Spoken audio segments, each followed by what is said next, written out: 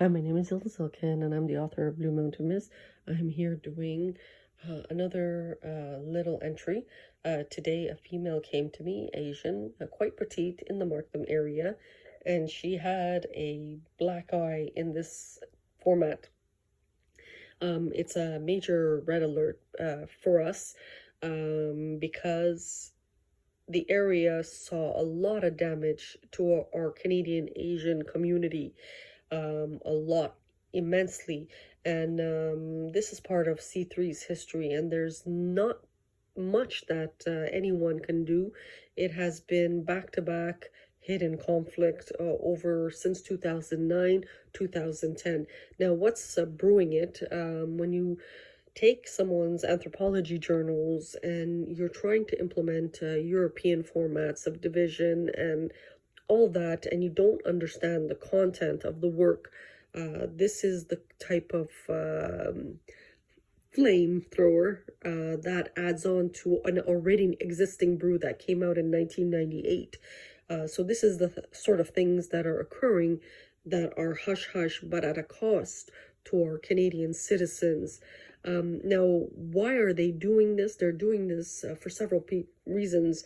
Russia being in here in Canada, Lithuania, a lot of countries, and they are trying to protect their position, trying to be prevented from getting crushed with new medical intel devices, and they are not knowing the material or the stability of Earth. And this is where I feel like a failure as a teacher, because here I am trying to educate the armed forces, and it not educate but counsel the armed forces. And this is the problem. These types of explosions are secretly brewing.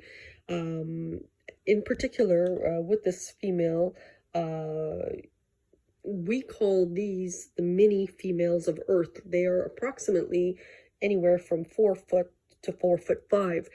They are not dwarves. They are actually such a blessing for humanity that next time you see one, hug them immensely, because all humans, in my mind, have offshooted from the first tiny humans that made it to China approximately 2 million years ago. So they are very important.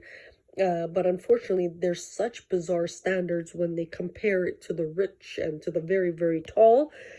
Such bizarre standards that today in Canada now, as the planes land, there are Asians coming on board that are not in standard to that of historical. There are, of course, tall Asians, but we're talking about a standard now at 5'10" to 6 foot in terms of a female.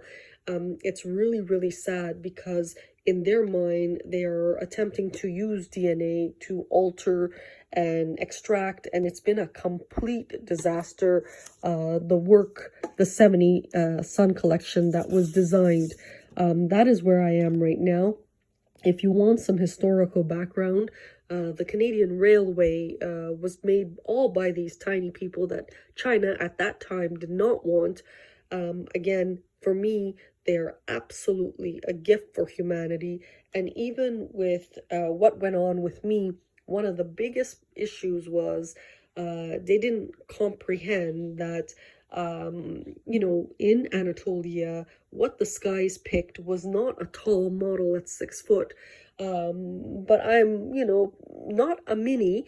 I can't be classified, but I'm not the tallest one either. So they had a vision of putting this tall, lanky-legged female into Anatolia, missing the complete point of the anthropology journals. So if you can support the site, either with a donation or anything like that, we are actually trying to push the revenue component immensely so that we can enforce some type of legality in the country, because we don't know what's being broadcasted on the other side, but on our side, there was an immense hit, and a lot of our citizens were horrifically injured, and that is where I am right now. And I think I'm quite lucky if you do see this. because one, I'm smack in the middle, and two, there's a little bit of gutsiness there to be able to broadcast this. But the key component is someone had mentioned not to look at the site, which was a blessing to me that I'm able to broadcast overseas instead. So this is where I am right now. I'm hoping you can support it. It is very, very important because we do need legality before, we lose everything and anything. And even though several millions were probably paid to cover it, there's a lot of brew inside Canada. Thank you.